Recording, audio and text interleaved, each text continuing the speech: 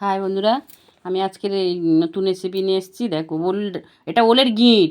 ওলের গিঁড়টাকে ভালো করে ছাড়িয়ে নিয়েছি, আলুটাকে কেটে নিয়েছি, ভালো করে পরিষ্কার করে কেটে ধুয়ে নিয়েছি।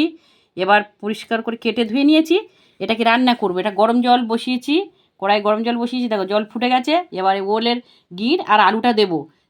ওলের গিঁড় আলুটা দিয়ে দিলাম। দিলে এর এখন 20 মিনিট সিদ্ধ হতে সময় যাবে। এই যে এই রেসিপিটা করব, এটা নিরামিষ, এত সুন্দর লাগবে খেতে। আপনারা বানিয়ে খেয়ে দেখবেন, হাত চেটে পুটে খেতে হবে। খুব আচ্ছা, ওটাকে ঢাকা দিয়েছি, 15-20 মিনিট প্রায় সিদ্ধ হয়ে গেছে। এবার নাবিয়ে নিয়েছি। নাবিয়ে নিয়ে এবার কড়া বসিয়েছি, ফোড়ন দিয়েছি কড়ায়।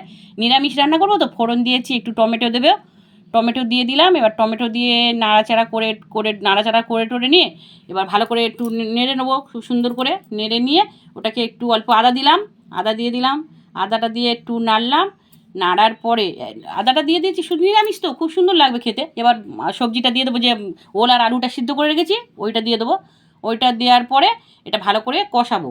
ভালো করে কষিয়ে নিয়ে আবার গরম জল করে রেখেছি, আমি গরম জলটা করে রেখেছি। এটা কষিয়ে তারপরে ভালো করে সুন্দর করে কষিয়ে মশলা, যেমন হলুদ, লঙ্কা, পরিমাণ মতো নুন, সব কিছু দিয়ে ভালো করে নাড়তে থাকবো। ভালো করে নাড়তে খুব সুন্দর করে নাড়তে থাকবো।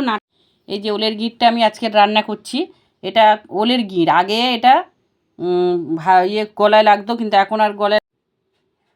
হ্যাঁ, হলুদ দিলাম। আর তারপরে এবার পরিমাণ মতো নুন দেব। পরিমাণ মতো নুন দিয়ে ওটাকে ভালো করে নাড়তে থাকবো। নাড়তে নাড়তে খুব সুন্দর করে নেড়ে নেবো, কেননা এটা ভাজা ভাজা ভাজা ভাজা ভালো করে একটু হতে হবে তো। আর এটা খুব সুন্দর লাগবে, এত সুন্দর লাগবে, আপনারা খেয়ে দেখবেন। মাংস ফেলে খেতে হবে, এত ভালো লাগবে। আর ওলের গিঁড়টা আমরা আগে ভয় পেতাম যে গলা চুলকবে, বা খেতাম না আগে, কিন্তু এখন আমি আগে বানিয়ে খেয়ে দেখেছি ঘরে, যে খুব সুন্দর লাগবে। তাই জন্য আজকে আমি বানাচ্ছি। এটা এত সুন্দর লাগবে খেতে, আপনারা এরকম বানিয়ে খাবে। এই রেসিপিটা এত ভালো, আপনারা একবার বানিয়ে খেয়ে দেখবেন কত সুন্দর লাগে। তারপর পরিমাণ মতো লঙ্কা দিয়ে দিলাম। এবার কাশ্মীরি লঙ্কা পরিমাণ মতো 1 চামচ। লঙ্কাটা ভালো টান টান করে দিতে হবে লঙ্কাটা একটু, কেননা ওল, এতে নুন লঙ্কা খুব টান টান দিতে হবে। আর তরকারিটা হবে মাখা মাখা, খুব ঝোল নয়, মাখা মাখা করবো।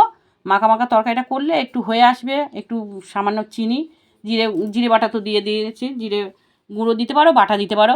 এটা খুব সুন্দর লাগবে খেতে, আপনারা একবার বানিয়ে খেয়ে দেখবেন, হাত চেটে পুটে খেতে পারো। অল্প পরিমাণে যে পাশে আমি জল গরম করে রেখেছিলাম, ওই জলটা দিচ্ছি। জলটা দিয়ে দিলাম, বেশি জল দেবো না, যে পরিমাণ মতো জল দেবো। ফুটে এটা বেশ মাখা মাখা, কালারটা দেখুন কত সুন্দর কালারটা এসছে দেখুন। আর হয়ে আসবে, তারপরে ওই একটুখানি জিরে গুঁড়ো দেবে, বা জিরে বাটা দিলেও ভালো হবে।